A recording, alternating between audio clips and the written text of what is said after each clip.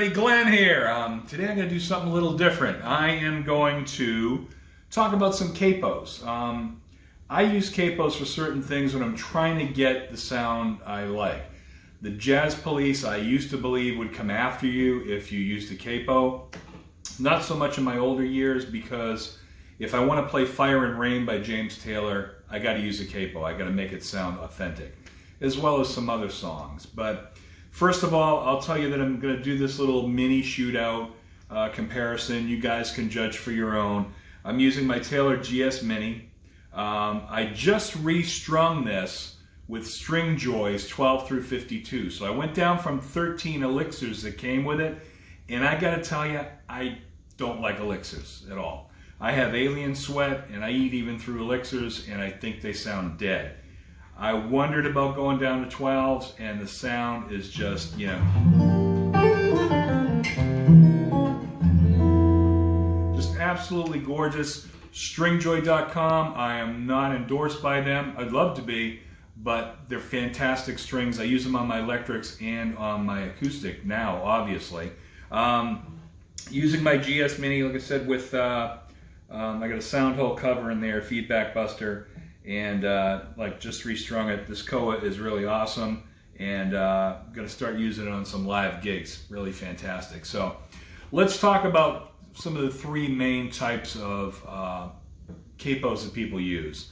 The first one is going to be the Kaiser. Okay, I used this Kaiser for a lot of years, and it's kind of lost its Kaiserness. I don't know what the deal is.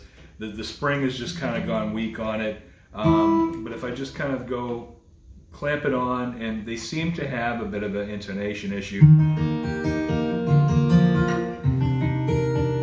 Now I noticed for years James Taylor used to put it in an angle, and there's a reason for that. We'll talk about it later. This Kaiser, you know, still works, but it wasn't my go-to for the last year or so. I was using the Shub.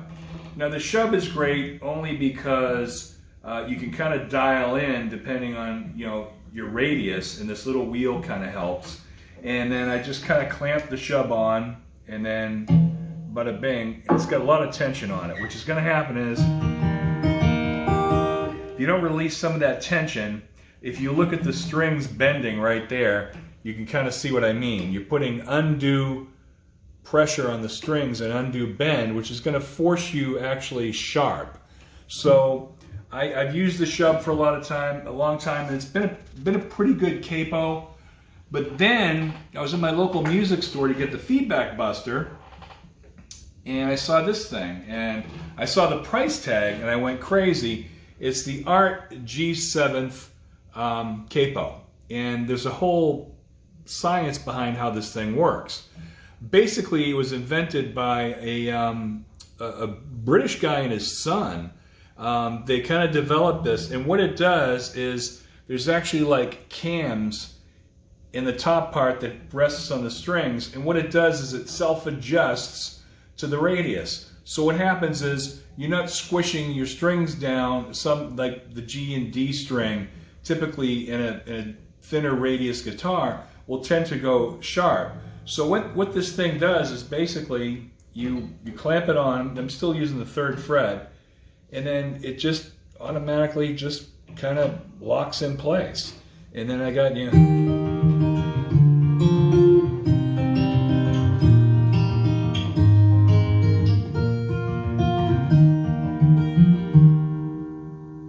and to release it, all you do is just press the button and it releases. Now, it may have been where I put it. The other day I was trying to do an Alison Krauss song with my wife, and I capoed to the 1st fret, and I capoed onto it, and I seemed on I had a little bit of a buzz on the 1st open string. You know, so when I did play it,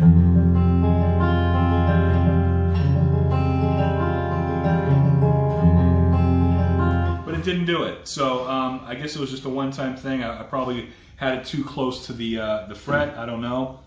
But these things come in at about 54 clams, man. These are like $54. Is it worth it? it's really kind of up to you to check it out, but I think they are worth it. Now, how they last in the long run is going to be yet to be seen, but you will, a Kaiser will eventually kind of wear out on you, the spring mechanism. If you look at how the Kaiser's set up, there's a spring there, and springs wear out, so it's kind of like a coil spring on a car, and that's what keeps the tension on, especially if you're keeping it on the headstock. The guys at Shove basically said you can keep this right at, behind the nut. You can clamp it up here, and there shouldn't be any problems at all with it. But it works pretty good. I'm actually doing Hotel California up in this area on that 5th fret because I can't sing as high as Don Henley. But if you